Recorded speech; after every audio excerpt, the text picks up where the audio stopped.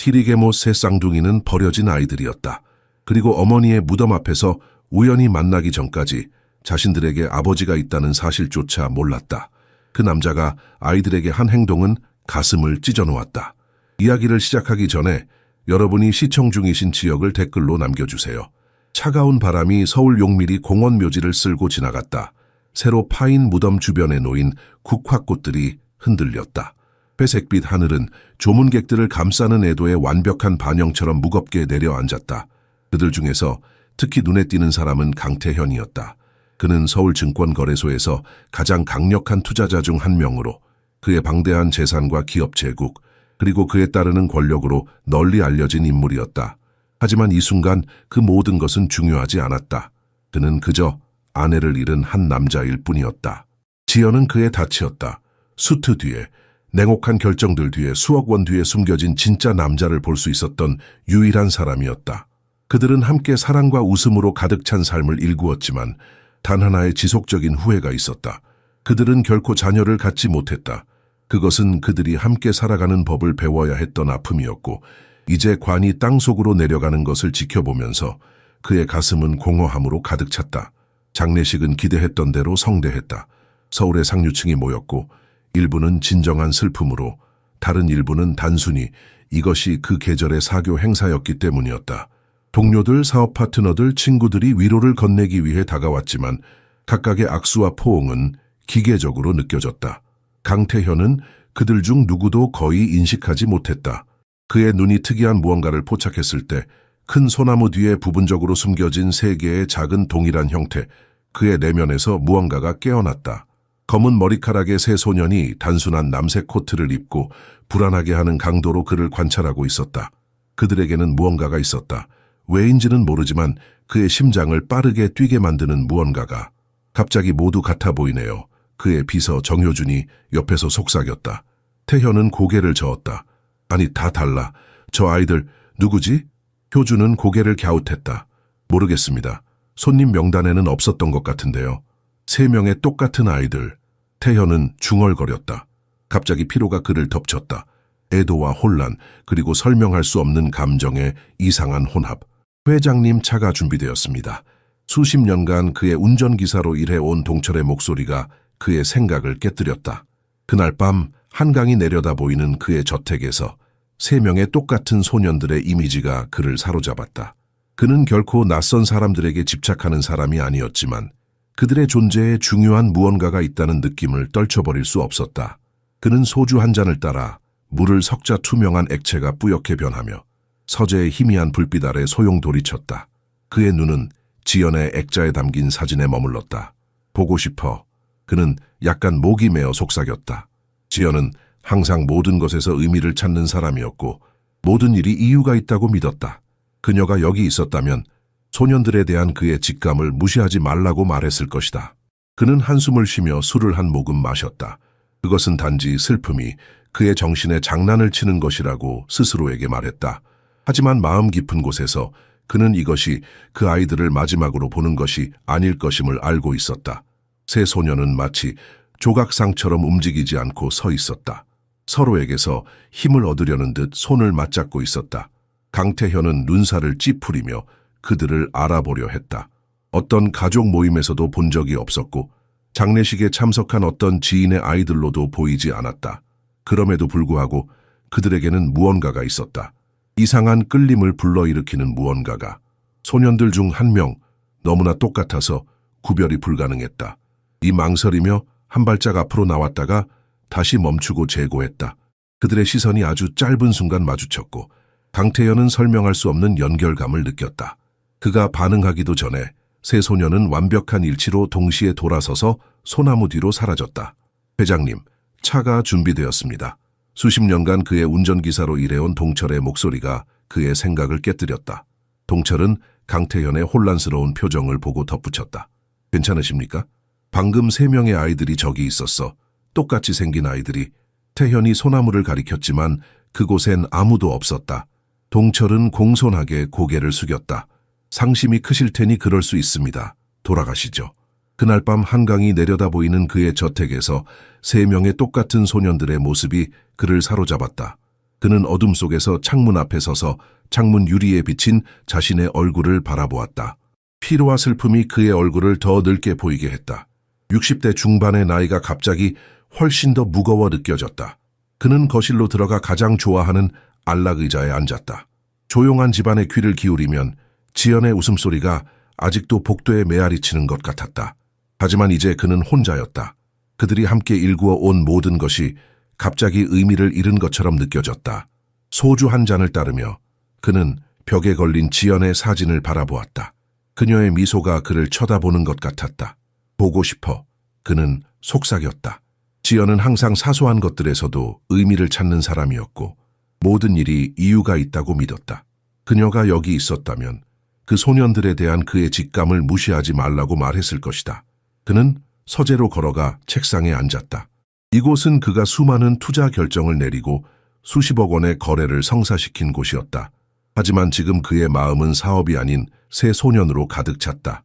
전화기를 들어 동철에게 전화했다. 내일 아침 일찍 오게. 확인할 것이 있어. 동철은 자신의 역할을 알고 있었다. 이것이 단순한 운전 업무 이상의 것을 의미한다는 것을. 수년간 그는 강태현을 위해 정보를 수집하고 때로는 사회적 관계망을 넘어 필요한 것을 알아내는 역할을 해왔다. 네, 회장님. 새벽 6시에 도착하겠습니다. 강태현은 전화를 끊고 창밖으로 시선을 돌렸다. 한강의 불빛들이 밤의 어둠 속에서 춤추는 것 같았다. 그는 한숨을 쉬며 소주를 한 모금 마셨다. 그것은 단지 슬픔이 그의 정신에 장난을 치는 것이라고 스스로에게 말했다. 하지만 마음 깊은 곳에서 그는 이것이 그 아이들을 마지막으로 보는 것이 아닐 것임을 알고 있었다. 그리고 그것이 왜 그의 심장을 불안하게 뛰게 하는지 이해할 수 없었다. 강태현은 평생 계산된 결정을 내리고 문제를 해결하며 놀라운 정확도로 시장 동향을 예측하며 살아왔다. 그러나 3명의 신비로운 소년들의 이미지는 그의 평소의 이성적 사고방식에 도전하며 그의 마음속에 선명하게 남아있었다. 다음 날 오후 강남 테헤란로의 강태현 그룹 본사 30층 사무실에 앉아 그는 분기 보고서를 보고 있었지만 실제로는 아무것도 보지 못하고 있었다. 실망감에 휩싸여 그는 전화기를 들어 동철에게 전화했다. 어제 묘지에서 본 3명의 소년들이 누구인지 알아내줘. 똑같이 생긴 아이들, 멀리서 장례식을 지켜보고 있던 아이들. 네, 회장님, 바로 알아보겠습니다. 동철은 말했다. 그의 충성심은 의심의 여지가 없었다. 강태현이 알아내고 싶어 하는 것이라면 그는 알아낼 것이다. 그날 밤 한강의 불빛을 아파트 창문을 통해 바라보며 전화벨이 울렸다. 동철의 목소리가 또렷하게 들렸다. 회장님, 그들을 찾았습니다. 정병훈, 정병준, 정병민입니다. 세 쌍둥이 형제로 11살이고 삼촌 최상호와 성북구에 살고 있습니다. 잠시 망설인 후 그는 계속했다.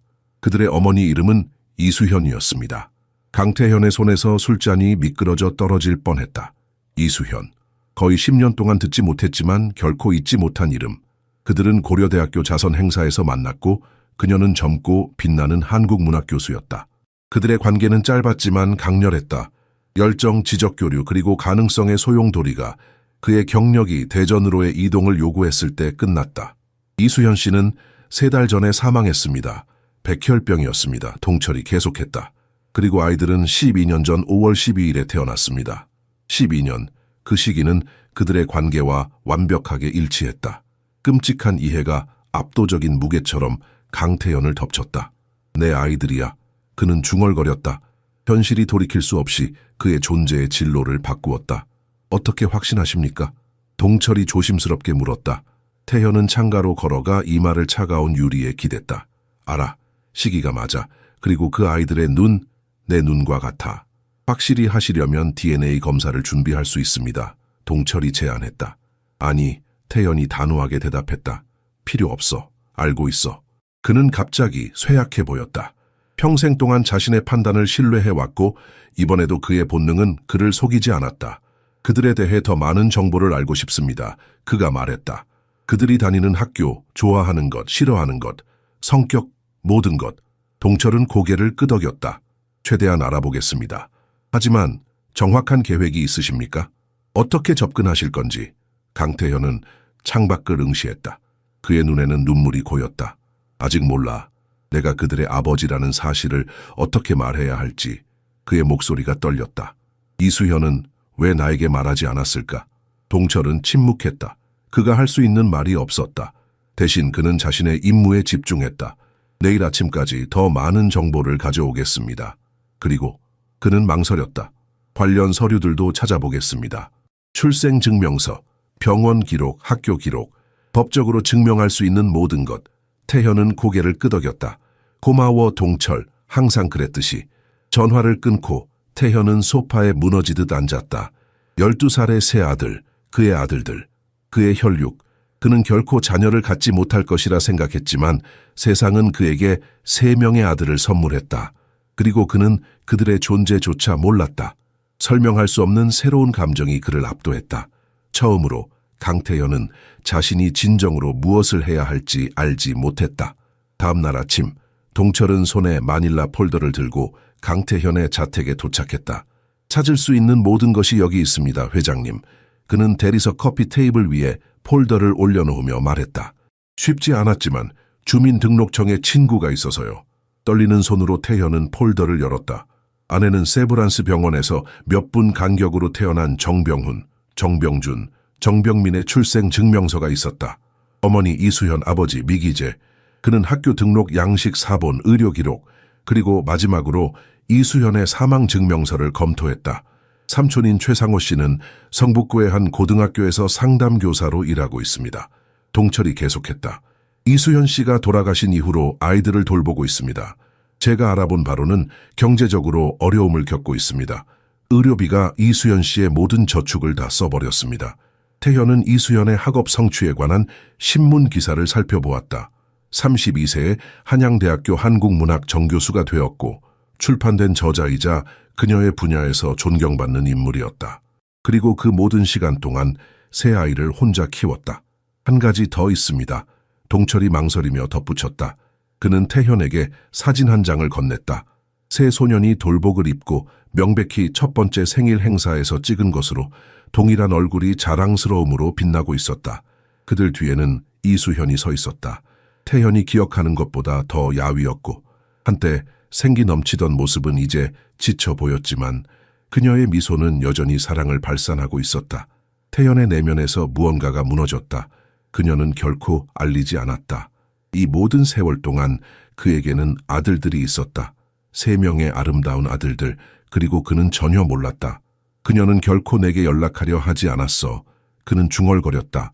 그 사실의 무게를 느끼며. 이 사진을 보세요. 동철이 또 다른 사진을 내밀었다. 이수연과 세 아들이 함께 한강공원에서 찍은 사진이었다. 아이들은 약 6살로 보였고 3명 모두 같은 스타일의 모자를 쓰고 있었다. 이것은 3년 전입니다. 병원 기록에 따르면 이수연 씨는 그 직후 진단을 받았습니다. 태현은 사진을 가까이 들여다보았다. 아이들의 얼굴에서 자신의 모습을 볼 수 있었다. 그의 강한 턱선, 그의 눈의 모양, 심지어 그가 어릴 때 가졌던 것과 같은 미소까지. 아이들은 현재 성북구 기름초등학교에 다니고 있습니다. 동철이 계속했다. 매일 오후 3시 30분에 하교합니다. 태현은 고개를 들어 그를 바라보았다. 학교 주소를 알려줘. 회장님, 동철이 조심스럽게 물었다. 정확히 어떤 계획이십니까? 갑자기 나타나셔서. 걱정할 필요 없어. 태현이 그를 안심시켰다. 그저 그들을 보고 싶을 뿐이야. 멀리서. 침범하지 않을 거야. 동철은 고개를 끄덕였지만 그의 눈에는 걱정이 서려 있었다. 그는 태현을 25년 이상 모셨고 그를 위해 많은 일을 해왔다. 하지만 이것은 새로운 영역이었다. 수십억 대 거래를 성사시키는 것과 갑자기 알게 된 세 자녀에게 접근하는 것은 완전히 다른 문제였다. 그리고 최상회에 대해 더 자세히 알아봐. 태현이 덧붙였다. 그는 어떤 사람인지, 아이들을 어떻게 대하는지 알고 싶어. 네, 회장님. 동철이 고개를 숙였다. 그리고 법적인 측면에서는 어떻게 진행하시겠습니까? 친자 확인이나. 태현은 손을 들어 그를 멈추게 했다. 아직은 아니야. 천천히 진행하자. 내가 그들의 삶에 어떻게 들어갈지, 어떻게 접근할지 먼저 생각해봐야 해. 그는 창가로 걸어가 한강을 내려다보았다. 그의 인생은 하룻밤 사이에 완전히 바뀌었다. 평생 동안 자신이 원했던 것을 알고 있다고 생각했다. 성공, 부, 힘. 그러나 지금 그는 자신이 정말로 원하는 것이 무엇인지 더 이상 확신할 수 없었다. 그날 오후 강태현은 성북구 기름초등학교 건너편에 주차된 방탄 메르세데스 벤츠 안에 앉아 아이들이 물결처럼 학교 건물을 빠져나오는 것을 지켜보고 있었다. 그때 그가 그들을 보았다. 짙은 남색 교복을 입고 어깨에 배낭을 맨 3명의 똑같은 소년들이 완벽한 조화로 함께 걸어오고 있었다. 그의 아들들, 모든 것을 바꿀 소년들. 저기 있군요. 동철이 조용히 말했다. 태현은 고개를 끄덕였다. 말을 할 수 없었다. 감정이 너무 강렬해서 목이 메었다. 다음 주 동안 강태현은 이중 생활을 살았다.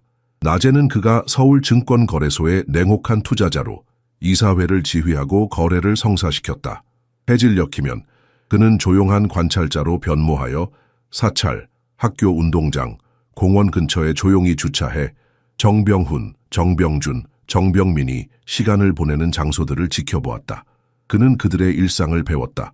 월요일과 수요일에는 대금, 전통 대나무 피리, 수업에 참석했다. 목요일에는 방과 후 서예 프로그램에 참여했다. 금요일에는 최상호가 그들을 인사동의 작은 찻집에 데려갔다. 그는 멀리서 그들을 관찰하며 각자에게서 자신의 모습을 발견했다. 병훈의 결단력 있는 턱, 병준이 모든 것을 분석하는 방식, 병민의 우아한 움직임. 모든 것을 알고 싶어 그는 동철에게 말했다. 의료기록, 학교 성적표, 누가 그들의 친구인지, 어떤 책을 읽는지 그들을 이해해야 해. 항상 충성스러웠지만 점점 더 걱정스러워 보이는 동철은 가능한 한 많은 정보를 수집했다. 회장님 먼저 보셔야 할 것이 있습니다. 그가 말하며 새로운 봉투를 건넸다. 그 안에는 편지가 있었다. 태현에게 보내는 것이 아니라 소년들에게 보내는 것이었다. 이수현이 사망한 후 그녀의 개인 소지품 사이에서 발견된 것이었다. 태현은 떨리는 손으로 편지를 펼쳤다. 즉시 이수현의 우아한 필체를 알아보았다. 편지는 내 사랑하는 아이들에게로 시작했고 그것을 읽으면서 눈물이 막강한 재벌 총수의 얼굴을 자유롭게 흘러내렸다. 어떻게 내가 알지 못하고 지낼 수 있었을까? 그는 중얼거렸다. 창밖을 바라보며 석양이 한강 위로 붉게 타오르고 있었다. 어떻게 그녀는 내게 말하지 않았을까? 동철은 조용히 서 있었다. 그는 고용주가 이렇게 감정적인 모습을 본 적이 없었다. 항상 냉정하고 계산적이고 통제되어 있었던 강태현이 지금은 완전히 다른 사람처럼 보였다. 아이들은 무엇을 알고 있습니까? 동철이 조심스럽게 물었다. 태현은 한숨을 내쉬었다. 최상호에 따르면 그들은 자신들의 아버지에 대해 거의 아는 것이 없다고 해. 이수현은 그들에게 그가 사업차 해외로 갔고 어느 날 돌아올 것이라고 말했대. 그런데 이제 그녀는 죽었고 그들은 여전히 기다리고 있어. 동철은 고개를 끄덕였다. 접근 계획은 세우셨습니까? 태현은 창가에서 돌아서서 책상에 기대어 섰다. 그의 눈에는 결단이 서려 있었다. 내일 최상호를 만날 거야. 그에게 진실을 말하고 그의 도움을 요청할 거야. 아이들에게 접근할 수 있는 최선의 방법을. 갑작스러운 결정입니다. 동철이 놀라움을 감추지 못하고 말했다. 태현은 고개를 저었다. 이미 너무 많은 시간을 잃었어. 11살 인생의 11해를 놓쳤다고. 더 이상은 놓치고 싶지 않아. 그날 밤 늦게 태현은 자신의 침실 창가에 서서 별이 빛나는 서울의 밤하늘을 바라보았다. 그의 마음은 결코 본 적 없는 새 소년으로 가득 찼다. 그들은 무엇을 꿈꾸는지, 무엇을 두려워하는지, 어떤 사람이 되고 싶어 하는지, 그리고 그들의 삶에 그가 들어온다면 그것이 그들에게 어떤 영향을 미칠 것인가. 당신이라면 어떻게 했을까, 지연아? 그는 속삭였다. 내가 그들에게 좋은 아버지가 될 수 있을까? 물론 대답은 없었다. 그는 침대로 향했지만 잠은 쉽게 오지 않았다. 그의 꿈은 그가 결코 알지 못했던 어린 시절 기억들로 가득 찼다. 첫 걸음마, 첫 말, 첫 웃음. 그가 보지 못한 모든 순간들이 그의 마음을 아프게 했다. 내 사랑하는 아이들에게. 이수현의 편지는 이렇게 시작했다. 이 편지를 읽고 있다면 그것은 내가 원했던 것보다 일찍 너희들을 떠나야 했다는 뜻이란다. 아직 너희들에게 가르쳐주고 싶은 것이 너무나 많고 함께 나누고 싶었던 순간들이 너무나 많았지만 너희들이 내 인생의 가장 큰 기쁨이었고 나의 3가지 완벽한 기적이었다는 것을 알아주렴. 강태현은 그 말들을 읽으며 각각이 그의 가슴에 날카로운 칼날처럼 느껴졌다. 편지는 계속되었고 이수현이 그토록 오랫동안 숨겨왔던 진실을 드러냈다. 너희들의 아버지에 대해 말했어야 할 것이 있단다. 그의 이름은 강태현이야. 그는 총명하고 야망이 있었으며 짧은 시간 동안이었지만 내 인생의 사랑이었단다. 내가 임신했다는 것을 알았을 때 그는 이미 대전으로 새로운 삶을 위해 떠난 뒤였어. 그때 나는 선택을 했단다. 어쩌면 옳았을 수도, 어쩌면 틀렸을 수도 있는 선택을. 그에게 너희들에 대해 말하지 않기로 한 선택을. 그 다음에 오는 내용이 태현을 완전히 무너뜨렸다. 이수현은 그녀의 결정이 그가 신경 쓰지 않을 것이라고 믿어서가 아니라 그의 길을 명확히 보았기 때문이라고 설명했다. 완전한 헌신을 요구하는 엄청난 성공의 미래. 그녀는 그에게 선택을 강요하는 사람이 되는 것을 견딜 수 없었고, 더 나쁘게는 그의 인생의 방향을 바꾸었다는 이유로 원망받는 것을. 나는 결코 이 결정을 후회하지 않았단다. 편지는 계속되었다. 너희들의 첫 미소를 보고 첫 말을 듣고 첫 걸음을 지켜볼 때도, 하지만 자주 너희들이 그를 필요로 할지 또는 그가 너희들을 필요로 할지 궁금했단다. 편지는 소년들이 원한다면 그를 찾아볼 수 있다는 허락으로 끝났다. 영원히 언제나 사랑하는 엄마가. 태현은 편지를 3번 읽었고 눈물이 그의 얼굴을 타고 흘러내렸다. 그녀는 아기로 아이들을 그로부터 멀리 두지 않았다. 그에게 자신의 야망을 추구할 자유를 주었고 혼자서 그 짐을 짊어졌다. 다음 날 아침 태현은 오랜 시간 동안 그의 모습을 바라보았다. 거울에 비친 그의 얼굴은 그에게 낯설게 느껴졌다. 60세가 넘은 나이에 그는 갑자기 아버지가 되었다. 이미 큰 아이들의 아버지가. 그는 아이들에게 무엇을 줄 수 있을까? 그들이 이미 어머니를 잃었는데 그들의 삶에 들어가는 것이 더 많은 혼란만 가져다 주지는 않을까? 차가 준비되었습니다. 동철이 문을 두드렸다. 태현은 깊은 숨을 들이마셨다. 오늘은 최상호를 만날 예정이었다. 아이들의 삼촌에게 자신이 누구인지 밝히고 그의 도움을 요청할 것이다. 아이들에게 접근하는 가장 좋은 방법을 찾기 위해 그는 간단한 정장을 입었다. 평소 그가 입는 맞춤 정장보다 덜 위협적으로 보이기 위해. 그가 채 타자 동철이 조심스럽게 말했다. 회장님 정말 괜찮으십니까? 갑작스러운 결정이라서요. 태현은 창밖을 바라보았다. 가을의 서울은 아름다웠다. 낙엽들이 공원을 황금빛과 붉은빛으로 물들이고 있었다. 평생 동안 숫자와 차트, 계약에 둘러싸여 살았어. 그가 말했다. 나는 항상 내가 원하는 것이 무엇인지 알고 있다고 생각했지. 성공, 권력, 인정. 하지만 지연이 죽고 난 뒤, 그리고 이제 이 아이들을 알게 된 후, 나는 더 이상 확신할 수 없어.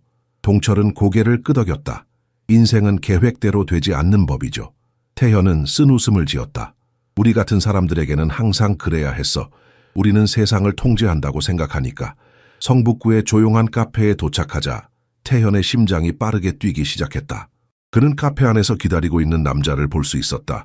40대 중반, 안경을 쓰고 정중한 모습의 남자, 최상호, 그의 처남의 형제, 아이들의 보호자.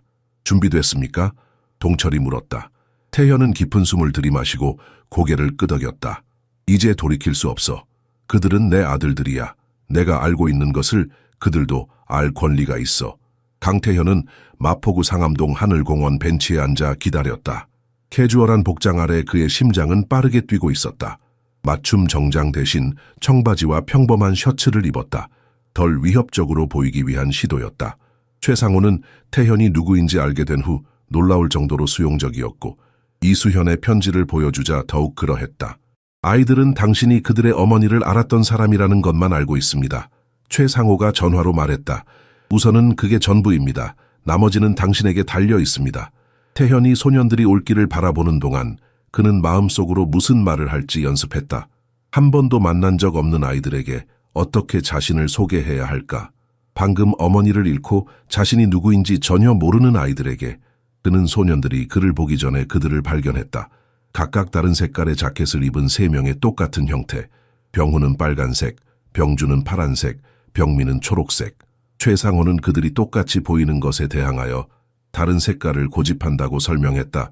개인으로 인식되기를 원하는 그들만의 작은 저항이었다.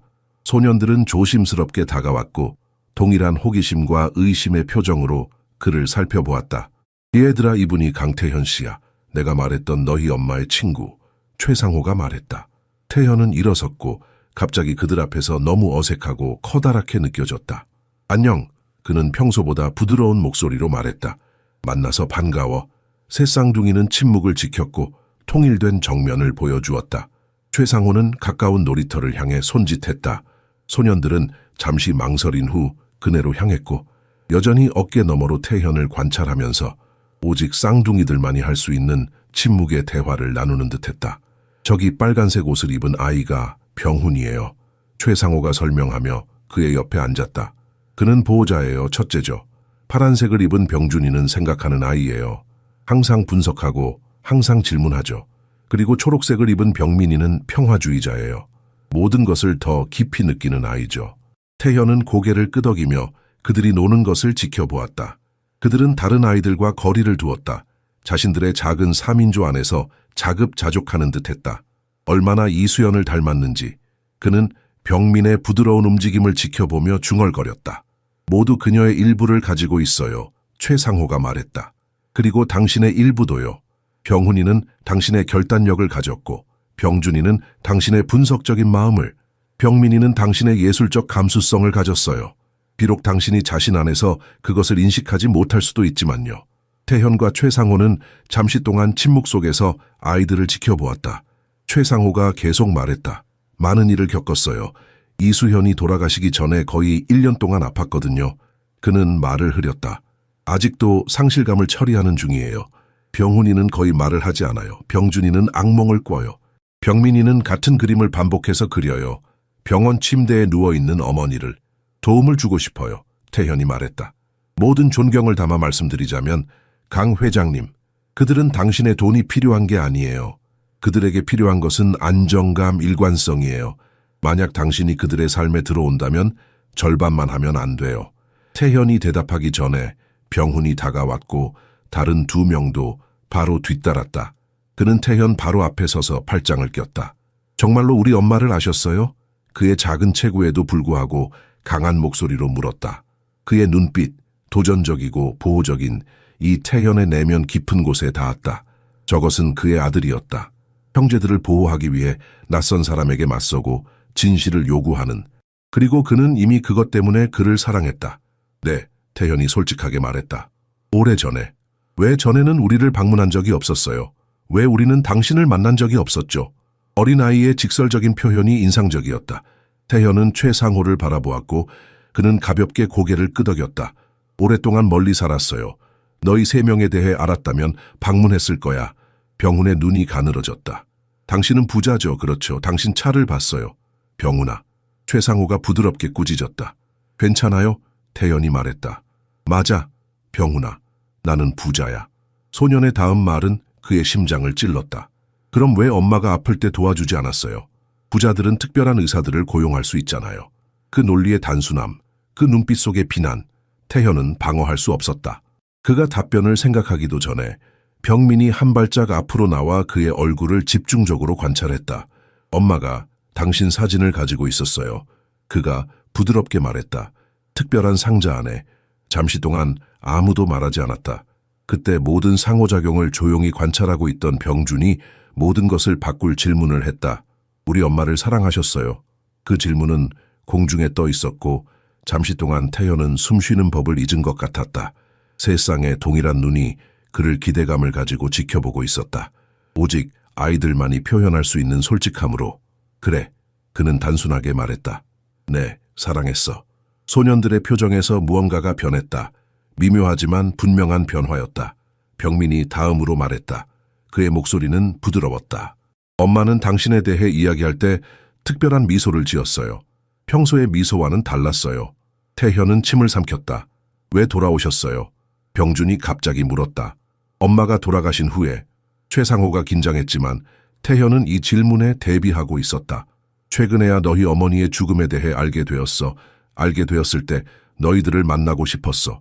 왜냐하면 그는 잠시 멈추고 말을 신중하게 선택했다. 너희 어머니가 나에게 매우 특별한 사람이었기 때문에, 그리고 어쩌면 너희 셋에게 친구가 될 수 있지 않을까 생각했거든. 병훈은 고개를 들어 태현의 눈을 바라보았다. 그의 표정은 여전히 의심스러웠지만 약간의 호기심이 섞여 있었다. 우리 생각해 볼게요. 그가 마침내 말했다. 이것은 그의 표준 응답인 듯했다. 태현은 미소 지었다. 이것은 시작에 불과했다. 그는 인내심을 가질 것이다. 기다릴 것이다. 그의 아들들이 그를 받아들일 준비가 될 때까지 과자점을 나오면서 병민이 잠시 그의 작은 손을 태현의 손에 미끄러뜨렸다. 꽃 감사해요. 그가 속삭였다. 그리고 우리가 연주하는 걸 보러 와주셔서요. 그것은 아주 작은 제스처였지만 태현에게는 기념비적으로 느껴졌다. 그들 사이의 시면을 건너는 첫 번째 연약한 다리. 최상호의 눈이 놀라움을 반영했지만 그는 중립적인 표정을 유지했고 태현이 그에게 의문의 눈길을 보냈을 때 단지 가볍게 고개를 끄덕일 뿐이었다. 다음 몇 주는 작은 진전을 가져왔다.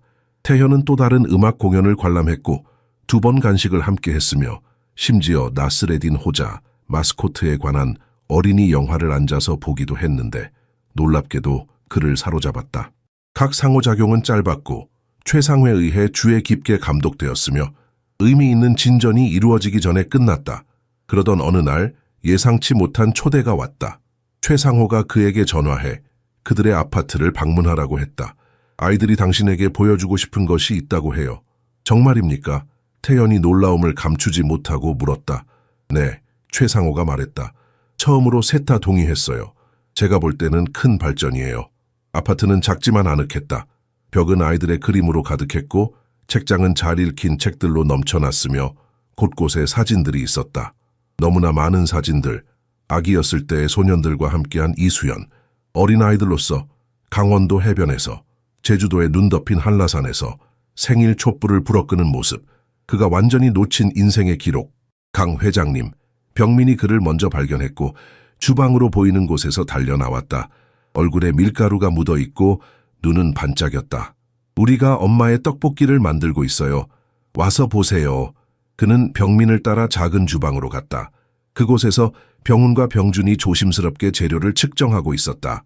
3개의 동일한 발판이 그들이 조리대에 닿을 수 있게 해주었고 3개에 어울리는 앞치마가 그들의 옷을 보호하고 있었다. 이건 엄마의 특별한 레시피예요. 병훈이 설명했다. 중요한 날에 만들어요. 오늘은 무엇이 중요한 날이죠? 태현이 소년들이 놀라운 조화로 일하는 것을 지켜보며 물었다. 새 쌍둥이가 서로 시선을 교환했다. 오늘은 엄마의 생일이에요. 병준이 마침내 설명했다. 감정이 담긴 말 뒤에 숨겨진 객관적인 목소리로. 항상 생일에는 함께 요리해요. 태현의 목이 조여왔다. 이런 날에 저를 참여하게 해주어서 영광이에요. 떡볶이가 끓기 시작하자 병민이 발표했다. 우리 방을 보여드리고 싶어요. 아이들의 방은 3명의 자라는 아이들에게는 작았다. 3개의 좁은 침대가 바퀴에 바퀴살처럼 배치되어 있고 각각은 그들의 개성을 반영하는 독특한 침구를 가지고 있었다. 병훈의 영역은 깔끔하고 정돈되어 있었으며 크기별로 정리된 책들이 있었다. 병준의 구석에는 작은 망원경과 화석 컬렉션이 있었다. 병민의 공간은 악기와 스케치북으로 넘쳐났다.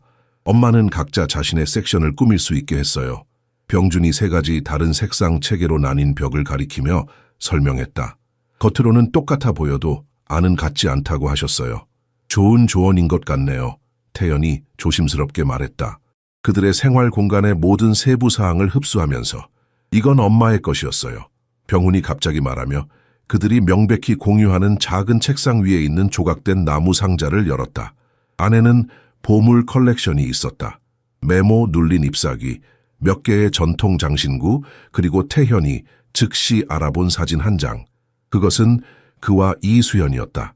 젊고 웃고 있는 모습으로 고려대학교 캠퍼스에서 그의 팔이 그녀의 어깨를 감싸고 있었다.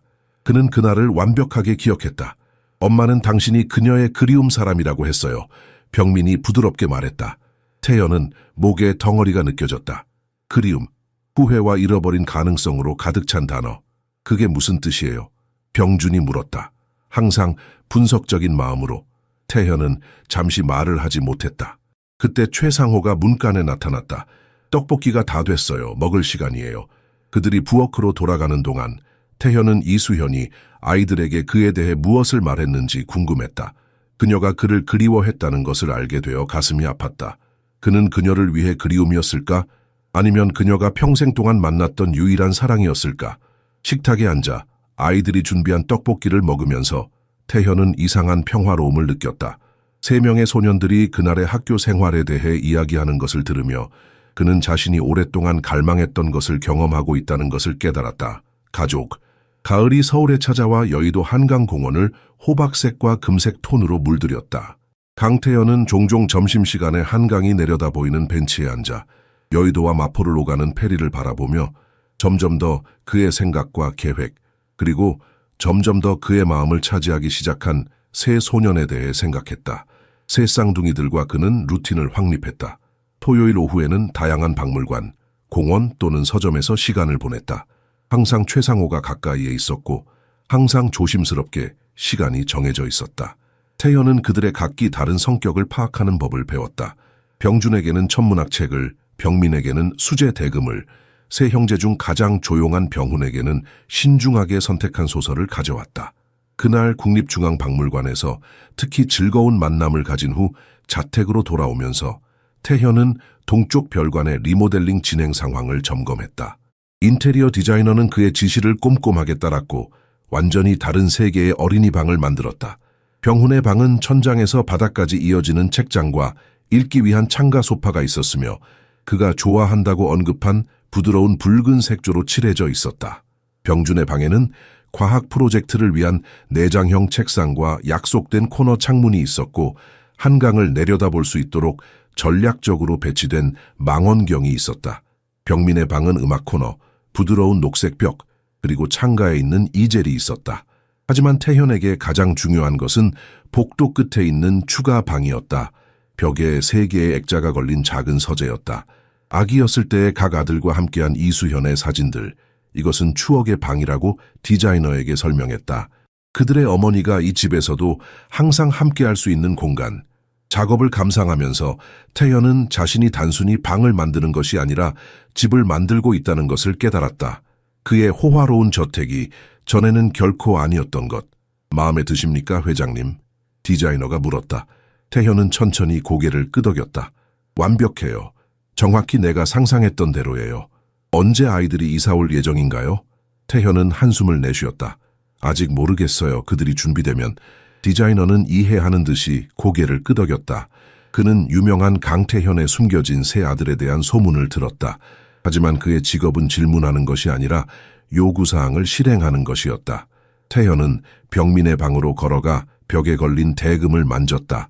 나이 많은 장인이 직접 만든 것으로 아름다운 대나무로 만들어진 전통악기였다.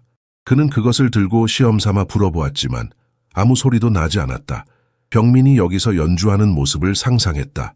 그 생각이 그를 미소 짓게 했다. 그는 각 방을 다시 한번 둘러보았다. 모든 것이 완벽했다.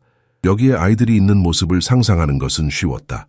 병훈이 창가 소파에서 읽는 모습, 병준이 망원경으로 별을 보는 모습, 병민이 그의 악기를 연주하는 모습. 하지만 그는 서두르지 않을 것이다. 그들에게 시간을 줄 것이다. 그들이 준비되면 여기가 그들의 집이 될 것이다. 벽시계가 저녁 7시를 알렸다. 태현은 서재로 돌아가 책상에 앉았다. 오늘 최상호가 보낸 이메일이 있었다. 소년들의 학교에서 가족 역사 프로젝트를 하고 있다는 내용이었다. 이것은 그가 기다려온 기회일 수도 있었다. 학교 프로젝트가 있어요. 병훈이 따뜻한 식혜를 마시러 간 그들의 정기적인 외출 중 하나에서 공식적으로 말을 꺼냈다. 가족 유산에 관한 거예요. 가족이라는 단어에 태현의 심장이 한 박자 뛰었지만 그는 표정을 중립적으로 유지했다. 모두가 조상들이 어디서 왔는지에 대한 발표를 해야 해요. 병준이 계속했다. 안경을 코 위로 밀어 올리며 사진과 유물 그리고 다른 것들과 함께요. 엄마 쪽에서는 몇 가지 물건들이 있어요. 병민이 덧붙였다. 하지만 우리는 아무것도 모르겠어요. 그는 말을 멈췄지만 의미는 분명했다. 그들은 아버지가 누구인지 몰랐기 때문에 아버지 쪽에 대해서는 아무것도 몰랐다. 상호 삼촌이 회장님이 대학에서 엄마의 많은 친구들을 알고 계셨다고 했어요. 병훈이 조심스럽게 말했다. 혹시 엄마가 알았던 다른 사람들에 대한 정보를 찾는 것을 도와주실 수 있을까 했어요. 태현은 최상호를 바라보았고 그는 작은 고개에 끄덕임을 주었다. 이 미묘한 영역을 탐색할 수 있는 허락이었다. 도와드리겠습니다. 그가 말했다. 가슴속에서 커지는 감정에도 불구하고 목소리를 단단하게 유지하며. 프로젝트는 언제까지 제출해야 하나요? 2주 후요. 병준이 말했다. 사진들을 가져가서 전통과 그런 것들에 대해 이야기해야 해요. 태현은 빠르게 생각했다. 우연히도 저는 너희 어머니의 가족이 원래 강원도 강릉 출신이라는 것을 알고 있어요.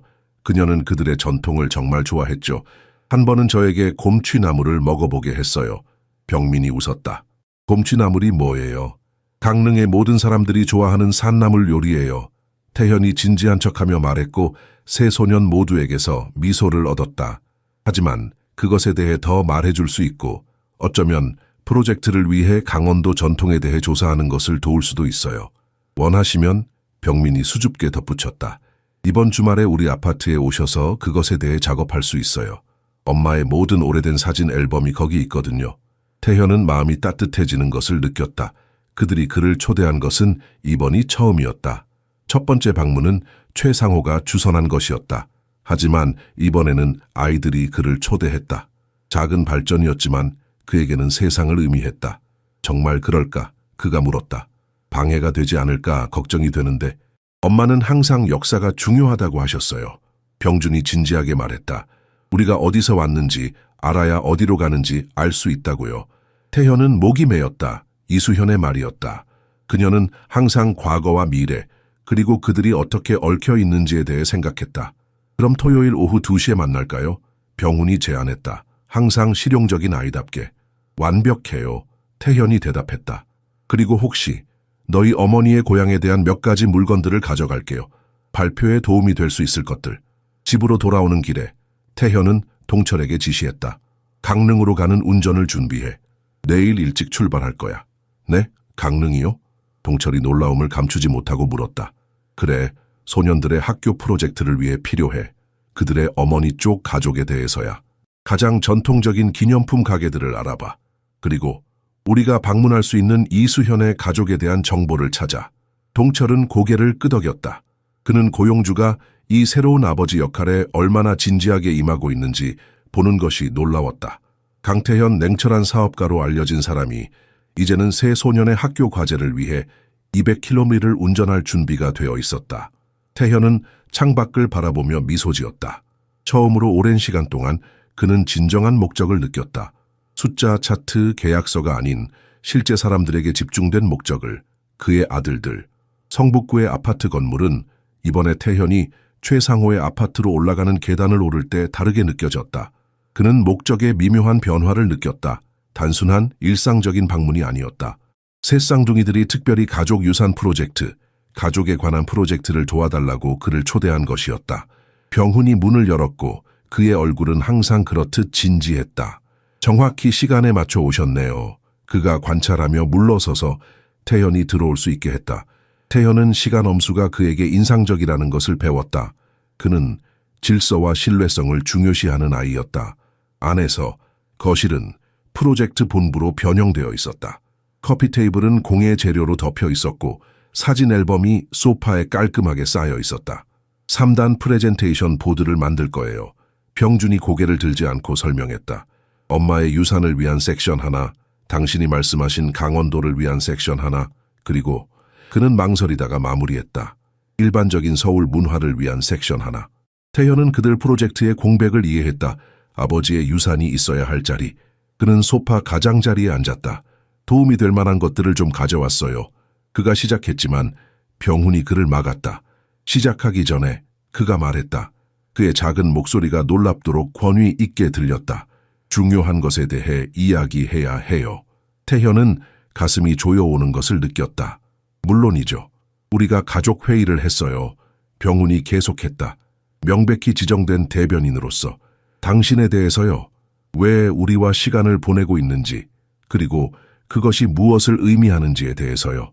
몇 가지 규칙을 만들었어요. 병준이 덧붙였다. 병훈은 주머니에서 접힌 종이를 꺼내 조심스럽게 펼쳤다. 규칙 하나. 당신은 우리의 친구가 될 수 있지만 엄마를 대체하려고 해서는 안 돼요. 나는 결코 그렇게 하려고 하지 않을 거예요. 태현이 부드럽게 말했다.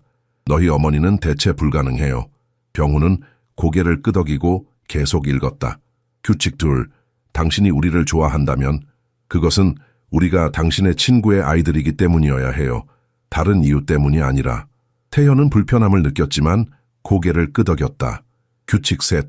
만약 약속을 하면 지켜야 해요. 어른들은 종종 약속을 잊어버려요. 이건 매우 공정해요. 태현이 말했다. 약속은 신성해요. 규칙 넷. 병훈이 계속했다.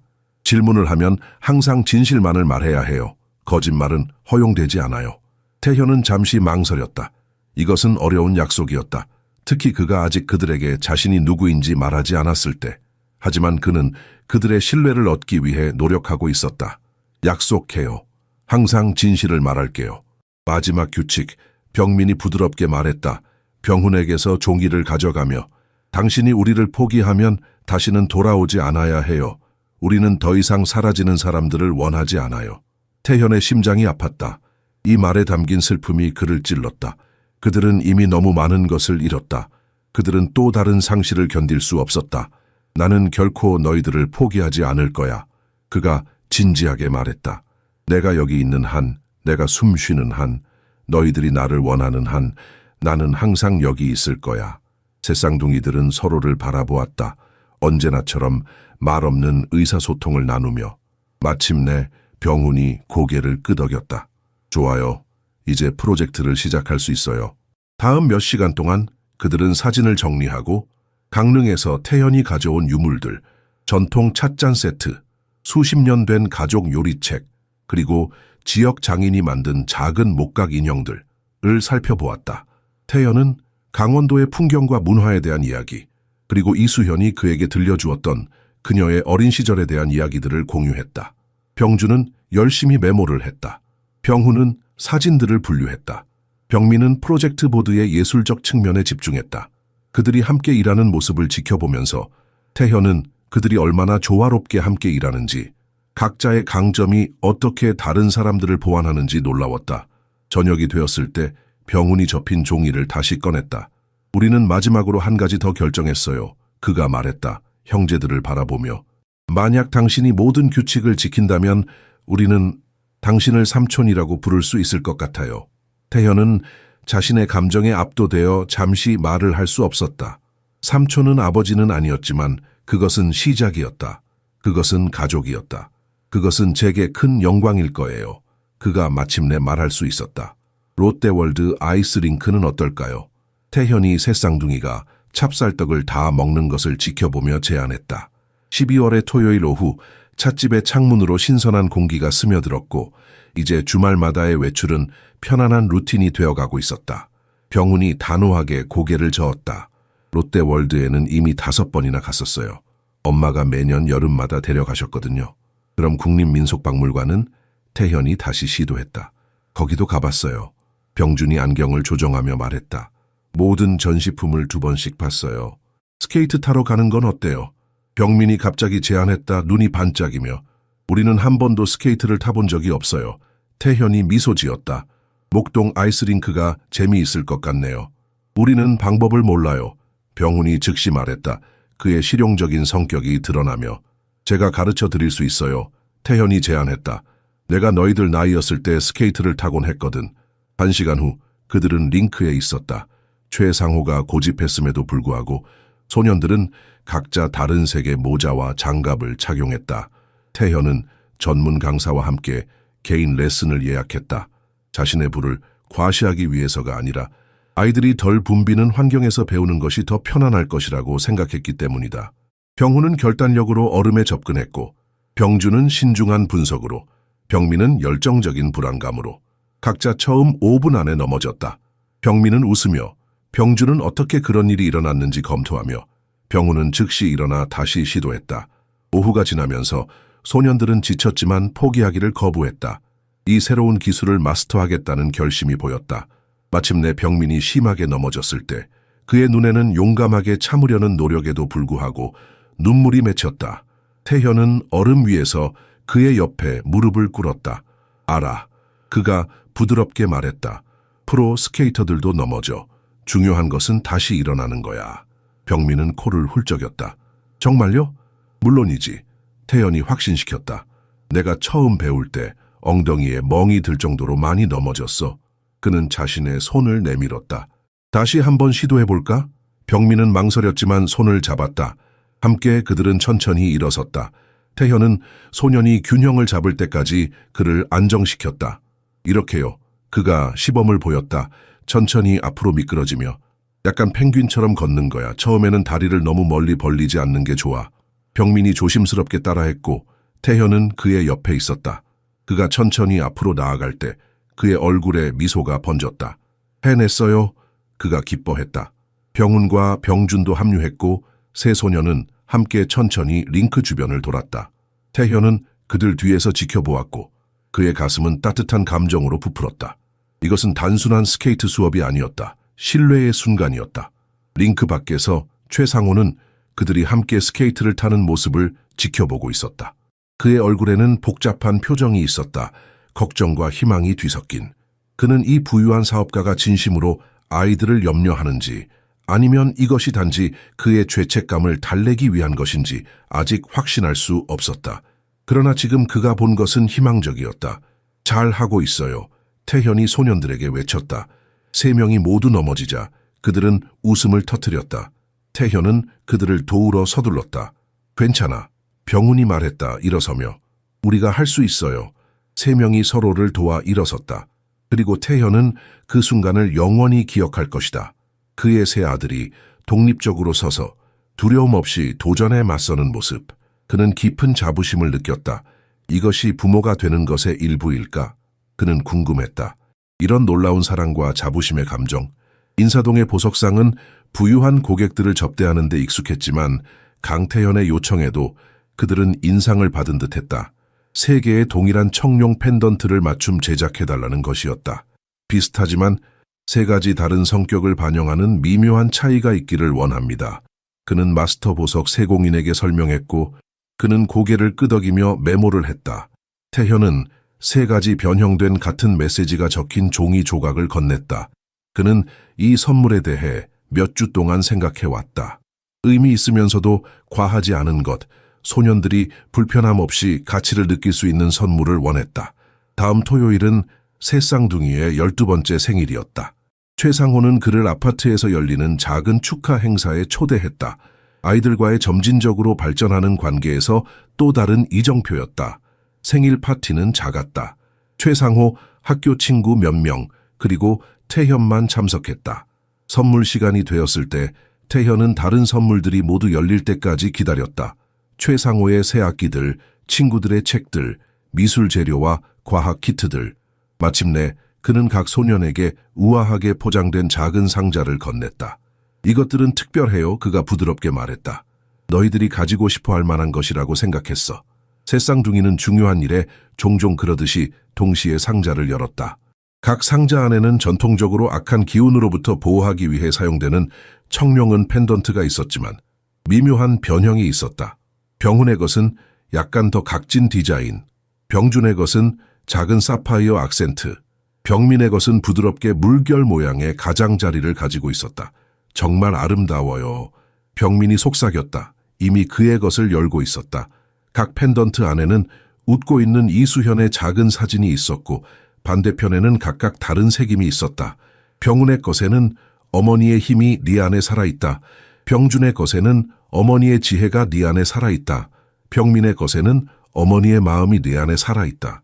이건 병훈이 시작했지만 목이 메었다. 그는 감정을 통제하려고 애썼지만 눈물이 그의 눈에 맺혔다. 병준이 그의 펜던트를 조심스럽게 검사했다. 이것은 단순한 기성품이 아니에요. 맞춤 제작됐어요. 그는 태현을 날카롭게 바라보았다. 비싸겠네요. 돈은 중요하지 않아. 태현이 부드럽게 말했다. 중요한 건 그것이 너희들에게 특별하다는 거야. 엄마를 기억나게 해요. 병민이 속삭였다. 이미 목에 펜던트를 걸고 있었다. 그녀가 여전히 우리와 함께 있는 것 같아요. 태현은 고개를 끄덕였다. 그게 내가 바라던 거야. 그녀는 항상 너희와 함께 있을 거야. 너희 안에 너희가 하는 모든 일에. 최상호는 현장을 조용히 지켜보고 있었다. 그는 태현과 눈을 마주쳤고 작은 승인의 끄덕임을 주었다. 그것은 작은 제스처였지만 태현에게는 의미가 컸다. 최상호는 천천히 그를 신뢰하기 시작하고 있었다. 저녁이 진행되면서 태현은 소년들이 친구들과 놀고 케이크를 먹고 생일 게임을 하는 것을 지켜보았다. 그는 약간 옆으로 물러나 있었지만 완전히 소외되지는 않았다. 아이들은 이제 그를 그들 세계의 일부로 받아들이기 시작했다. 강삼촌, 병민이 그에게 다가와 불렀다. 그것은 처음으로 그렇게 그를 부른 것이었다. 케이크 좀 더 드실래요? 태현의 심장이 뛰었다. 삼촌, 그는 단순한 강 씨에서 강 삼촌으로 승격되었다. 이것은 작은 변화였지만 엄청난 의미를 가지고 있었다. 고마워, 병민아. 그가 말했다. 감정을 숨기려고 노력하며. 더 먹을게. 나중에 태현이 떠날 준비를 하고 있을 때 새 쌍둥이가 문 앞에서 그를 만났다. 그들은 이제 자신들의 펜던트를 자랑스럽게 착용하고 있었다. 오늘 와주셔서 감사합니다. 병훈이 공식적으로 말했다. 펜던트 정말 감사해요. 병준이 덧붙였다. 아주 특별해요. 병민은 갑자기 앞으로 나와 태현을 껴안았다. 그것은 짧고 순간적이었지만 그 포옹은 태현에게 세상을 의미했다. 그는 잠시 망설이다가 가볍게 소년의 등을 두드렸다. 생일 축하해 얘들아. 그가 말했다. 목소리가 약간 떨렸다. 이번 한 해가 지금까지 중 가장 좋은 해가 되길 바래. 그럴 것 같아요. 병민이 미소 지으며 말했다. 이제 우리는 당신을 알게 됐으니까요. 겨울이 서울에 찾아왔고 도시는 하얀 눈으로 덮인 경복궁과 회색빛 차가운 한강으로 변모했다. 태현에게 이 계절은 새 쌍둥이들과의 발전하는 관계에 새로운 리듬을 가져왔다. 토요일 스케이트는 이제 전통이 되었고 소년들은 매주 실력이 향상되었다. 화요일 저녁 식사는 이제 책, 과학적 사실, 전통 음악에 대한 활발한 토론을 특징으로 했다. 태현은 종종 최상호가 자신만의 시간이 필요할 때 아이들과 시간을 보냈다. 1월의 추운 오후, 소년들은 처음으로 태현의 저택을 방문했다. 그들은 수개월 동안 계획하는 데 도움을 준 공간의 중앙에 서서 경이로움을 담은 눈으로 바라보았다. 방들을 보고 싶어요? 태현이 자신의 긴장감을 억누르며 물었다. 새 쌍둥이는 고개를 끄덕이며 그를 따라 복도를 걸었다. 그는 세 개의 문을 열어 각각 독특하게 설계된 세 개의 공간을 보여주었다. 병훈의 방은 책장과 읽기용 소파가 있었고 병준의 방은 과학 활동을 위한 내장형 책상과 약속된 한강이 내려다 보이는 창문이 있었으며 병민의 방은 음악 코너, 부드러운 초록색 벽, 그리고 창가에 이젤이 있었다. 완벽해요. 병민이 태현이 그의 방에 둔 작은 가야금 전통 현악기에 현을 부드럽게 튕기며 한숨을 내쉬었다. 기하학적으로 이상적이네요. 병준이 동의했다. 이미 그의 책상 높이를 테스트하고 있었다. 병훈은 태현이 한국 고전과 현대소설로 채운 책장의 책 등을 손가락으로 쓸었다. 우리의 모든 요청을 기억하셨네요. 그가 조용히 말했다. 하나하나 태현이 확인했다. 하지만 보여드리고 싶은 방이 하나 더 있어요. 그는 그들을 복도 끝에 있는 문으로 안내했다. 안에는 벽에 3개의 액자가 걸린 작은 서재가 있었다. 아기였을 때 각 소년과 함께한 이수현의 사진들. 이곳은 추억의 방이에요. 그가 설명했다. 너희 어머니가 이 집에서도 항상 함께할 수 있는 공간이에요. 소년들은 조용히 사진들을 바라보았다. 태현은 그들에게 공간을 주기 위해 한 발짝 물러섰다. 그들이 이 집에서 안전하고 편안하게 느끼기를 원했다. 그가 그들에게 진실을 말할 때가 거의 다가오고 있다는 것을 알았지만 아직은 아니었다. 아직은 아니었다. 이걸 만드는데 얼마나 걸렸어요? 병준이 물었다. 항상 실용적인 세부 사항에 관심이 있었다. 몇 달이요, 태현이 인정했다. 하지만 즐거운 과정이었어요. 우리를 위해 이렇게 할 필요는 없었는데, 병훈이 말했다. 그의 방어벽이 여전히 부분적으로 세워져 있었다. 필요는 없었지만 하고 싶었어요. 태현이 부드럽게 말했다. 가끔 여기서 주말을 보내고 싶을 때를 위해서요. 물론 상호 삼촌도 같이요. 병민이 위를 올려다 보았다. 이 집은 너무 커요. 길을 잃을 것 같아요. 태현이 웃었다. 처음에는 나도 그랬어. 하지만 곧 익숙해질 거야. 그들은 저택을 둘러보며 다양한 방, 정원, 그리고 태현이 가장 자랑스러워하는 음악실을 살펴보았다. 그는 소년들을 위해 전통 악기와 현대 악기를 모두 채워 넣었다. 저녁 식사는 태현의 주방장이 소년들의 맛 선호도에 맞게 특별히 준비한 현대적인 한식이었다. 식사 중에 태현은 아이들이 대화에 참여하고 질문하고 때로는 장난을 치는 모습을 지켜보았다. 이전의 형식적인 거리감은 조금씩 사라지고 있었다. 저녁 후 병민이 피아노 앞에 앉아 조심스럽게 건반을 터치했다. 피아노를 배우고 싶어요. 그가 고백했다. 대금을 좋아하지만 서양 악기도 배우고 싶어요. 선생님을 구해드릴 수 있어요. 태현이 제안했다. 매주 여기서 레슨을 받을 수 있어요. 정말요? 병민의 눈이 반짝였다. 고맙습니다, 삼촌. 그 단어가 태현의 가슴을 따뜻하게 했다. 삼촌. 아버지는 아니었지만 그래도 가족이었다. 최상호는 거실 문간에 서서 모든 것을 지켜보고 있었다. 그는 태현에게 다가와 조용히 말했다. 아이들을 위해 만든 것에 감사드립니다. 이수현도 좋아했을 거예요. 태현은 고개를 끄덕였다. 그들은 놀라운 아이들이에요. 당신이 그들을 잘 양육했어요. 최선을 다했습니다. 최상호가 한숨을 내쉬었다. 하지만 그들에게는 더 많은 것이 필요해요. 안정감, 기회, 그리고 아마도 아버지도요. 태현은 날카롭게 그를 바라보았다. 무슨 뜻이에요? 최상호는 어깨를 으쓱였다. 이제 그들이 준비되었다고 생각합니다. 진실을 알 시간이에요. 학교 과제가 있어요. 병훈이 따뜻한 식혜를 마시러 간 그들의 정기적인 외출 중 하나에서 공식적으로 말했다. 가족 유산에 관한 거예요. 가족이라는 단어에 태연의 심장이 한 박자 뛰었지만 그는 표정을 중립적으로 유지했다. 모두가 조상들이 어디서 왔는지에 대한 발표를 해야 해요. 병준이 계속했다. 안경을 코 위로 밀어 올리며 사진과 유물 그리고 다른 것들과 함께요. 엄마 쪽에서는 몇 가지 물건들이 있어요. 병민이 덧붙였다. 하지만 우리는 아무것도 모르겠어요. 그는 말을 멈췄지만 의미는 분명했다. 그들은 아버지가 누구인지 몰랐기 때문에 아버지 쪽에 대해서는 아무것도 몰랐다. 상호 삼촌이 회장님이 대학에서 엄마의 많은 친구들을 알고 계셨다고 했어요. 병훈이 조심스럽게 말했다. 혹시 엄마가 알았던 다른 사람들에 대한 정보를 찾는 것을 도와주실 수 있을까 했어요. 태현은 최상호를 바라보았고 그는 작은 고개 끄덕임을 주었다. 이 미묘한 영역을 탐색할 수 있는 허락이었다. 도와드리겠습니다. 그가 말했다.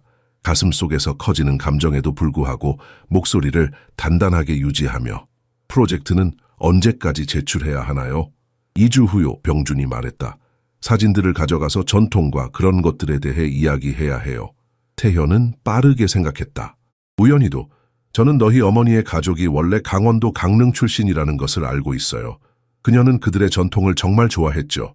한 번은 저에게 곰취나물을 먹어보게 했어요. 병민이 웃었다. 곰취나물이 뭐예요? 강릉의 모든 사람들이 좋아하는 산나물 요리예요. 태현이 진지한 척하며 말했고 세 소년 모두에게서 미소를 얻었다. 하지만 그것에 대해 더 말해줄 수 있고 어쩌면 프로젝트를 위해 강원도 전통에 대해 조사하는 것을 도울 수도 있어요. 원하시면 병민이 수줍게 덧붙였다. 이번 주말에 우리 아파트에 오셔서 그것에 대해 작업할 수 있어요. 엄마의 모든 오래된 사진 앨범이 거기 있거든요. 태현은 마음이 따뜻해지는 것을 느꼈다. 그들이 그를 초대한 것은 이번이 처음이었다. 첫 번째 방문은 최상호가 주선한 것이었다. 하지만 이번에는 아이들이 그를 초대했다. 작은 발전이었지만 그에게는 세상을 의미했다. 정말 그럴까? 그가 물었다. 방해가 되지 않을까 걱정이 되는데 엄마는 항상 역사가 중요하다고 하셨어요. 병준이 진지하게 말했다. 우리가 어디서 왔는지 알아야 어디로 가는지 알 수 있다고요. 태현은 목이 메었다. 이수현의 말이었다. 그녀는 항상 과거와 미래 그리고 그들이 어떻게 얽혀 있는지에 대해 생각했다. 그 주말 성북구 아파트에 도착한 태현은 아이들이 이미 거실을 작은 프로젝트 스튜디오로 변형시켰음을 발견했다. 테이블 위에는 사진들, 색종이, 그리고 액자들이 펼쳐져 있었다. 병훈이 출력된 정보를 정리하고 있었고 병준은 가계도를 그리고 있었으며 병민은 강원도의 산들을 그리고 있었다.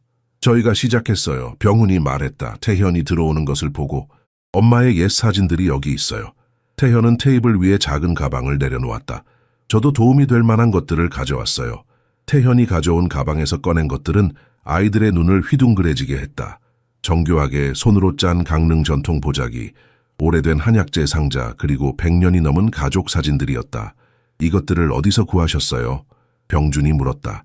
오래된 사진을 조심스럽게 살펴보며 강릉에 다녀왔어요. 태현이 대답했다. 너희 어머니의 가족 중 몇몇을 찾을 수 있었어. 그들이 이 물건들을 공유해 주었지. 새 쌍둥이들은 놀란 표정으로 서로를 바라보았다. 우리 가족이 아직 강릉에 있어요. 병민이 속삭였다. 네, 너희 외할머니의 사촌들이 아직 그곳에 살고 있어요. 그들은 너희들에 대해 알게 되어 매우 기뻐했어. 언젠가 너희들이 방문하기를 희망한대. 병훈의 눈에 눈물이 고였다. 그는 서둘러 닦아냈지만 태현은 놓치지 않았다. 이 강인한 소년에게 가족의 연결은 그가 인정하고 싶은 것보다 더 중요했다. 이 상자를 봐. 태현이 말했다. 오래된 나무 상자를 열며 이것은 너희 외증 조할아버지의 것이었어.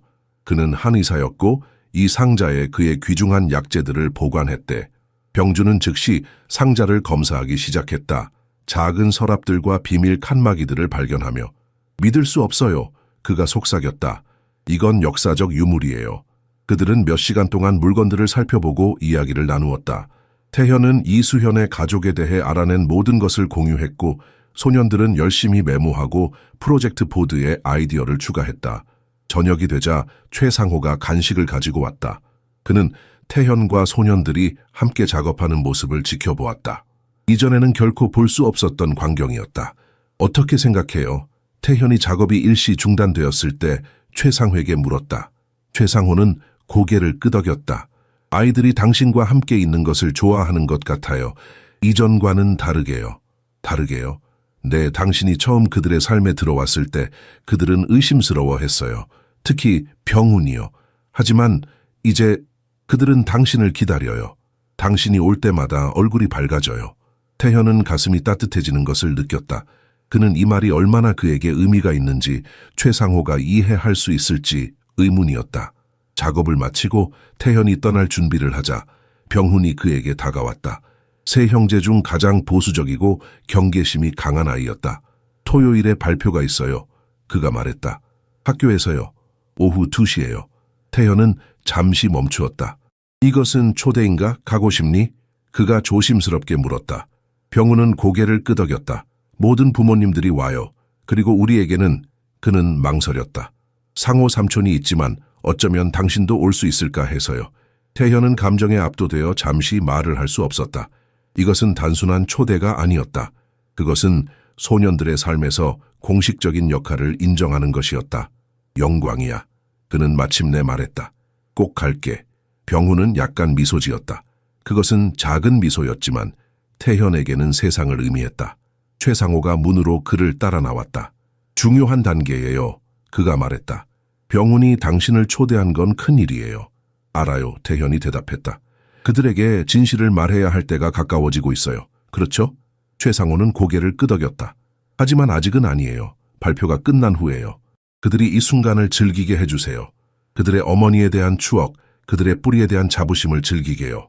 태현은 동의했다. 그는 서두르지 않을 것이다. 아이들을 위해 그는 인내심을 가질 것이다. 집으로 돌아오는 길에 그는 창밖을 바라보며 미소 지었다.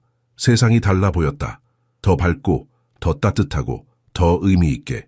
그가 비즈니스 제국을 구축한 모든 성공과 성취가 갑자기 덜 중요해 보였다. 진정한 유산은 그가 지금 구축하고 있는 것이었다.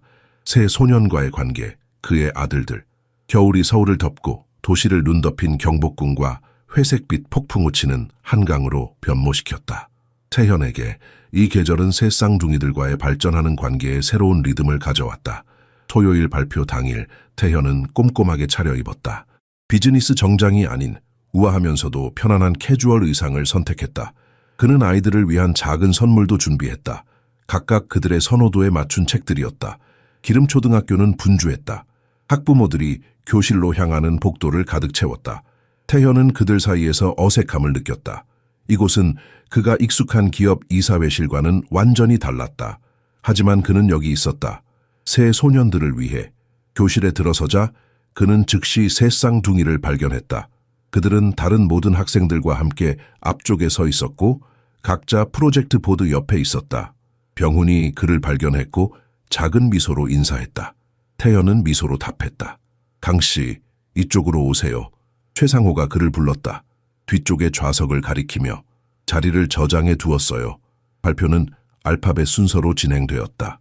정 씨는 상당히 뒤쪽이었기 때문에 태현은 다른 가족들의 프로젝트를 지켜볼 시간이 있었다. 대부분은 비슷했다. 가족 사진들, 간단한 가게도, 그리고 전통 의상이나 요리에 대한 언급. 하지만 새 쌍둥이의 차례가 되었을 때 그는 그들의 프로젝트가 얼마나 뛰어난지 즉시 알아차렸다. 그들의 보드는 놀라울 정도로 상세했다. 병준이 만든 이수연 가족의 가계도는 1800년대까지 거슬러 올라갔다. 병훈이 작성한 역사적 내러티브는 일제 강점기부터 현대까지의 가족 이야기를 포함했다. 병민의 예술적 기여, 강릉의 산과 바다의 아름다운 그림들, 은 진정한 재능을 보여주었다. 정병훈, 정병준, 정병민이 다음입니다. 선생님이 발표했다. 세 쌍둥이는 자신들의 프로젝트 보드 앞에 섰다. 그들은 평소와 달리 똑같이 입고 있었다. 전통 한복을 현대적으로 변형한 스타일이었다. 태현은 자부심을 느꼈다. 안녕하세요. 저희는 정병훈, 정병준, 정병민입니다. 병훈이 시작했다. 이전보다 더 강한 자신감으로. 오늘 저희는 가족의 역사와 유산에 대해 발표하겠습니다. 발표는 완벽했다. 세 쌍둥이는 서로의 말을 이어받으며 그들의 가족 역사의 풍부한 세부 사항을 공유했다. 병준은 강릉의 지리와 문화적 중요성에 대해 설명했다. 병훈은 그들의 외증조 할아버지가 독립운동에 참여했던 이야기를 들려주었다. 병민은 전통 한약재와 강릉의 특산품에 대해 설명했다. 발표가 거의 끝나갈 무렵 병훈이 잠시 멈추었다. 그는 교실을 둘러보다가 태현의 눈을 마주쳤다. 우리 어머니는 우리에게 우리의 뿌리가 중요하다고 가르치셨습니다. 그가 말했다. 목소리가 약간 떨렸다. 그리고 최근에 우리는 새로운 가족을 발견했습니다. 강태현 삼촌이십니다. 그는 우리 어머니의 오랜 친구였고 이제 우리의 삼촌이 되어주셨습니다. 태현은 감동으로 눈물이 고였다. 그는 공개적으로 인정받았다. 그들의 삶에서 그의 위치가 인정받은 것이다. 발표가 끝나고 박수가 쏟아졌다. 다른 부모들과 학생들은 새 쌍둥이의 프로젝트에 감탄했다. 태현은 조용히 앉아 있었지만 그의 가슴은 자부심으로 가득 찼다. 교실이 비워지고 학생들이 프로젝트를 정리하기 시작했을 때 태현은 새 쌍둥이에게 다가갔다. 정말 자랑스러워. 그가 말했다. 진심으로. 너희들이 열심히 노력한 것이 정말 보였어. 그게 다 강 삼촌 덕분이에요. 병민이 말했다. 갑자기 수줍어하며. 삼촌이 저희를 도와주지 않았다면 이렇게 좋은 프로젝트를 만들 수 없었을 거예요. 태현은 고개를 저었다. 아니야. 이건 다 너희들이 한 거야. 너희들의 지식, 너희들의 창의성, 너희들의 노력. 나는 그저 도구들을 제공했을 뿐이야. 병준이 고개를 갸웃했다. 하지만 삼촌은 강릉까지 가셨잖아요. 저희를 위해서. 태현은 미소 지었다. 그래, 그랬지. 하지만 그건 아무것도 아니야. 너희들을 위해서라면 내가 할 수 있는 일이 훨씬 더 많아. 최상호가 그들에게 다가왔다. 아이들 이제 정리할 시간이야. 그리고 태현 씨, 잠깐 이야기 좀 할 수 있을까요? 태현은 고개를 끄덕이고 최상호를 따라 복도로 나갔다. 당신을 삼촌이라고 부르는 걸 들었죠? 최상호가 말했다. 태현은 고개를 끄덕였다. 처음에는 병민이 시작했어요. 그리고 이제는 다른 아이들도 그렇게 불러요. 아이들이 당신을 좋아해요. 최상호가 말했다. 그리고 당신도 그들을 진정으로 아끼는 것 같아요. 그래요. 태현이 인정했다. 처음에는 의무감 때문이었을지 모르지만 이제는 그것보다 훨씬 더 깊어요. 그들은 놀라운 아이들이에요. 최상호는 잠시 그를 바라보았다. 이제 진실을 말할 시간인 것 같아요. 이제 진실을 말할 시간인 것 같아요. 최상호의 말이 태연의 마음을 무겁게 눌렀다. 그는 이 순간이 올 것을 알고 있었지만 준비가 되어 있는지 확신할 수 없었다. 학교 복도에서 그들은 새 쌍둥이가 프로젝트를 정리하는 동안 조용히 이야기를 나누었다. 아이들에게 어떻게 말해야 할까요? 태현이 물었다. 목소리에 불안감이 실렸다. 최상호는 잠시 생각했다. 솔직하게요. 그들은 거짓말을 견디지 못해요. 특히 병준이요. 그는 모든 것을 분석하고 모든 불일치를 발견해요. 태현은 고개를 끄덕였다. 오늘은 그들의 큰 날이에요. 발표로 기분이 좋을 때 이런 뉴스로 망치고 싶지 않아요. 동의해요. 최상호가 말했다. 내일 당신의 집에서 말하는 게 어떨까요? 그들이 당신의 공간에 익숙해질 시간이 필요해요. 그곳이 그들의 삶의 일부가 될 거니까요. 그들은 계획을 세웠다. 최상호는 다음 날 아침 새 쌍둥이를 태현의 저택으로 데려올 것이다. 태현은 그들에게 진실을 말할 것이다. 그가 누구인지, 왜 지금까지 그들의 삶에 없었는지, 그들이 어떻게 반응할까요? 태현이 물었다. 걱정이 그의 목소리에 묻어났다. 최상호는 어깨를 으쓱였다. 아이들이에요. 예측하기 어려워요. 하지만 당신을 이미 좋아해요. 그것은 좋은 시작이죠. 그날 밤 태현은 잠을 이루지 못했다. 그는 어떻게 설명할지, 무슨 말을 할지 계속해서 생각했다. 어떻게 그가 그들의 존재를 몰랐는지, 어떻게 이수현이 그에게 말하지 않기로 결정했는지, 그리고 무엇보다 그가 앞으로 어떤 아버지가 되길 원하는지. 아침이 왔고 태현은 이른 시간에 일어나 모든 것을 준비했다. 부엌에서는 요리사가 아이들이 좋아하는 음식들을 준비하고 있었다. 거실은 편안하게 정돈되었고 그는 이수현의 편지를 그의 서재 책상 위에 준비해 두었다. 그들이 도착했습니다. 가정부가 알렸다. 태현은 심호흡을 했다. 이것은 그의 인생에서 가장 중요한 순간 중 하나였다. 그는 현관으로 나가 최상호와 새 쌍둥이를 맞이했다. 삼촌, 병민이 반갑게 인사했다. 항상 세 명 중 가장 정서적으로 표현력이 풍부했다. 오늘은 무엇을 할 거예요? 태현은 미소를 지었지만 그의 눈은 최상호를 만났고 그들은 조용한 이해를 교환했다. 오늘은 특별한 이야기를 나눌 거야, 그가 말했다. 하지만 먼저 아침 식사 어때?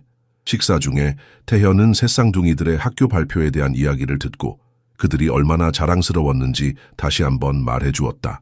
그들은 즐겁게 웃고 이야기했지만 태현은 병훈의 눈에서 무언가를 발견했다. 무언가 그가 감지할 수 없는 것. 식사를 마친 후 태현은 그들을 그의 서재로 안내했다. 그곳은 편안한 소파와 안락의자가 있는 따뜻한 공간이었다. 앉을래? 그가 제안했다. 새 쌍둥이들은 소파에 나란히 앉았고 최상호는 근처 안락의자에 자리 잡았다. 태현은 그들 앞에 서서 갑자기 자신이 매우 낯설게 느껴졌다. 어떻게 시작해야 할까? 너희들에게 무언가 말해야 할 것이 있어. 그가 시작했다. 목소리가 흔들렸다. 나와 너희 어머니에 관한 거야. 병훈이 갑자기 일어섰다. 우리는 이미 알고 있어요. 그가 말했다. 태현은 충격을 받았다. 뭐라고? 우리는 알고 있어요. 병준이 반복했다. 그의 차분한 목소리가 방을 가로질렀다. 당신이 우리 아버지라는 것을. 태현은 말을 잃었다. 그는 최상호를 바라보았지만 그도 똑같이 놀란 표정이었다. 어떻게? 태현이 간신히 말했다. 우리는 엄마의 상자를 찾았어요. 병민이 설명했다. 숨겨진 상자요. 거기에 편지들이 있었어요.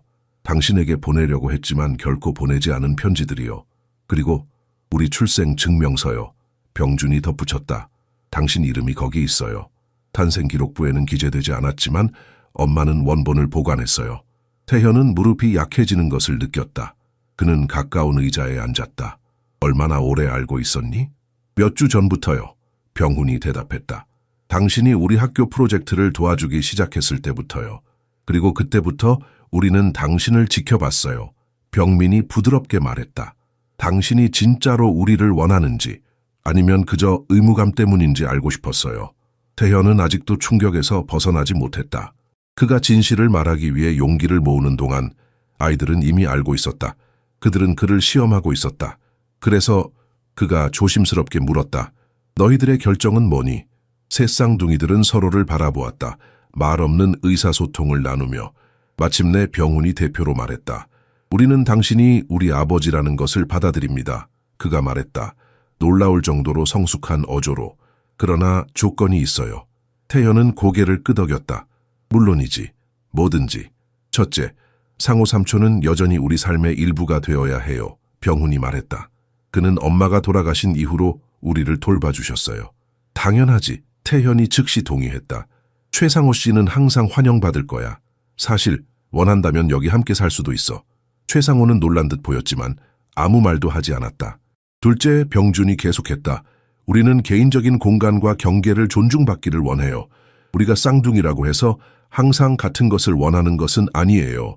약속해, 태현이 말했다. 항상 너희 각자를 개인으로 대할게. 셋째, 병민이 마무리했다. 엄마에 대한 기억을 존중해 주세요. 우리는 그녀를 잊고 싶지 않아요. 태현의 눈에 눈물이 고였다. 절대 그럴 일 없을 거야. 너희 어머니는 놀라운 여성이었어. 나는 그녀를 매우 사랑했고 그녀의 기억은 항상 이 집에서 존중받을 거야. 잠시 침묵이 흘렀다. 그때 병민이 소파에서 일어나 태현에게 다가갔다. 그는 잠시 망설이다가 팔을 벌려 안았다. 아빠, 그가 말했다. 그 단어를 처음으로 시험하며 그 단순한 단어가 태현의 마음을 녹였다. 그는 병민을 꼭 안았고 눈물이 그의 뺨을 타고 흘렀다. 잠시 후 병준도 일어나 그들의 포옹에 합류했다. 마지막으로 병훈도 망설이다가 다가와 그룹 포옹에 참여했다. 우리가 당신을 시험했어서 미안해요. 병훈이 속삭였다. 하지만 확실히 해야 했어요. 이해해, 태현이 말했다. 그의 목소리는 감정으로 가득 찼다. 너희들은 현명한 아이들이야. 그리고 나는 매일 너희들이 내 아들이라는 것에 감사할 거야. 최상호는 조용히 자리에서 일어나 문 쪽으로 향했다. 가족에게 사적인 순간을 주기 위해. 하지만 병민이 그를 불렀다. 상호 삼촌, 어디 가세요? 당신도 이 가족의 일원이에요. 최상호의 눈에도 눈물이 고였다. 그는 다시 돌아와 그룹 호응에 합류했다. 몇 주 후 맑고 신선한 아침에 태현은 새 쌍둥이 뒤에 서서 용미리 공원 묘지에 있었다. 거의 정확히 1년 전 지연의 장례식이 있었던 날, 그가 3명의 똑같은 소년들을 처음 보았던 날로부터 새 쌍둥이들은 이수현의 묘지 앞에 꽃을 놓았다. 태현도 자신의 꽃다발을 놓았다. 그녀가 가장 좋아했던 들국화. 엄마가 자랑스러워 하실 거예요. 병민이 말했다. 태현은 고개를 끄덕였다. 그녀는 너희들을 위해 모든 것을 했어. 그리고 이제 나도 그럴 거야. 그들이 묘지를 떠날 준비를 하자 병훈이 태현의 손을 잡았다. 세 형제 중 가장 독립적이고 보수적인 아이가 이런 제스처를 보이는 것은 드문 일이었다. 아빠, 그가 말했다. 그 단어를 여전히 시험하는 듯했다. 우리 집에 가요. 집, 태현이 반복했다. 이 단어는 이제 그에게 완전히 새로운 의미를 가졌다. 더 이상 비어있는 호화로운 저택이 아니라 웃음소리와 발자국 소리, 때로는 다툼, 그리고 무엇보다 사랑으로 가득 찬 장소. 그들이 차로 걸어가는 동안 태현은 하늘을 올려다보았다. 구름 사이로 햇빛이 비쳤고 그는 이수연이 어딘가에서 미소 짓고 있다고 상상했다. 그는 그녀에게 말할 수 없었던 모든 것들, 함께 나눌 수 없었던 모든 순간들에 대해 생각했다. 하지만 그는 이제 그들의 아들들을 돌볼 것이다. 그는 그들이 자랄 수 있는 안전하고 사랑이 가득한 집을 제공할 것이다. 그의 인생은 예상치 못한 방향으로 바뀌었다. 60대에 갑자기 3명의 12살 아들의 아버지가 되는 것은 그가 계획했던 것이 아니었다. 하지만 이제 그는 그것이 가장 큰 선물이라는 것을 알았다. 준비됐니? 그가 아이들에게 물었다. 세 쌍둥이들이 동시에 고개를 끄덕였다. 완벽한 동시성. 그러나 태현은 이제 각각의 고유한 특성을 볼 수 있었다. 병훈의 결단력, 병준의 사려 깊음, 병민의 따뜻함. 그들은 함께 차에 탔다. 가족으로서. 집으로 가자 태현이 말했다. 그리고 그들은 그렇게 했다.